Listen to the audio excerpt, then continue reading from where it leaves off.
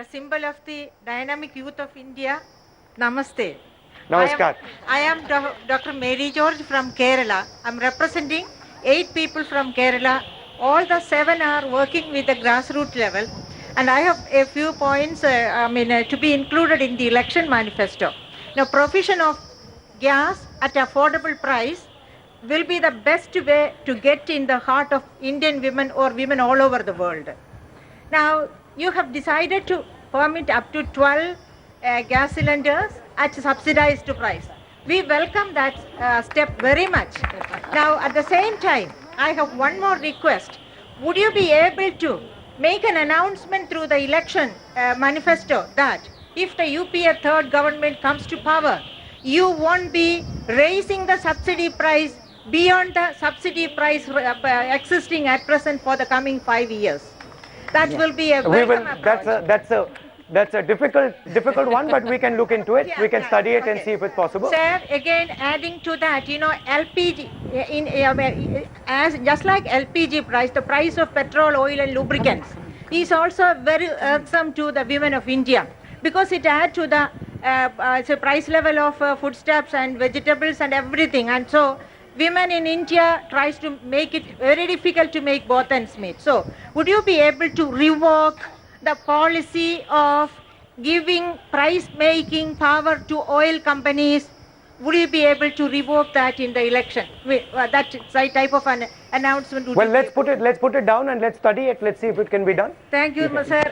One more point I would like to make. One more point, that is, in order to make women empowered economically and socially, the best way is, in India, the best way is promoting micro enterprises of self-help group women. In Kerala, we have the best example of Kudumbashree micro enterprises women. And I myself have underwent a very searching analysis of that after a research, as a part of the research project, and I found that 150 type of micro enterprises are being run by women of Kerala, and all of them have improved their economic position. They give better food to their children, better clothing, better education, and they are socially aware. And it is those women who work with the grassroots people. So there must be a self-help group women mission at the all India level. Would you be able to announce that also in the election manifesto? Thank you very much. Well, first of all, I'm in complete agreement with you about the self-help groups. I myself run an organization of self-help groups, and I would like to invite you to Uttar Pradesh to see what we are doing and give us some of your advice. That's the first thing. Would you give us your time? Definitely. Very good. And the second thing is, you're absolutely correct. No. And the second thing I'd like to say is, the Congress government over the last 5-10 years, and you probably know this, has put a big emphasis on SHGs. Because SHGs, financial inclusion transforms the life of women completely. And we've done it in Andhra Pradesh, Kerala and other places, and it's a very powerful thing, and we would very, very happily look at deepening the SHG movement in the country. Thank you. And I'm going to take you up on that. Okay? Be prepared. Very good. Thank you. Thank you. We'll come to. We'll come. 1 minute. I'm Sister Rosalie from Indore. I am working with domestic workers.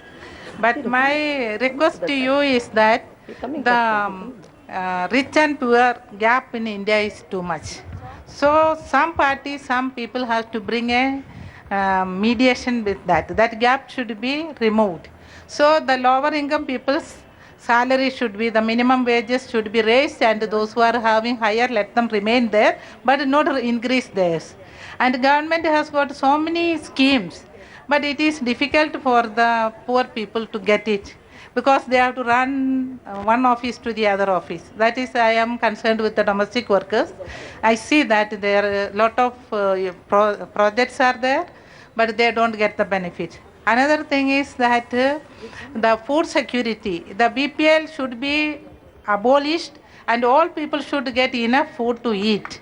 So that can reduce the crime and other atrocities in the society. Thank you. I hope we will take into consideration. What is your view Ah.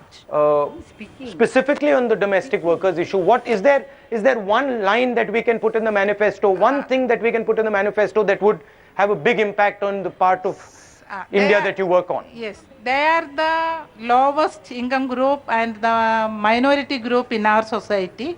Everybody considers them, they are not, as you said, that attitude. Yeah. So that attitude should be changed. So they need to be raised. Their basic needs to be raised, and their children should get economic benefits to study and come up in the society. And central government, one RSBY scheme is there, but in MP some part only it is implemented.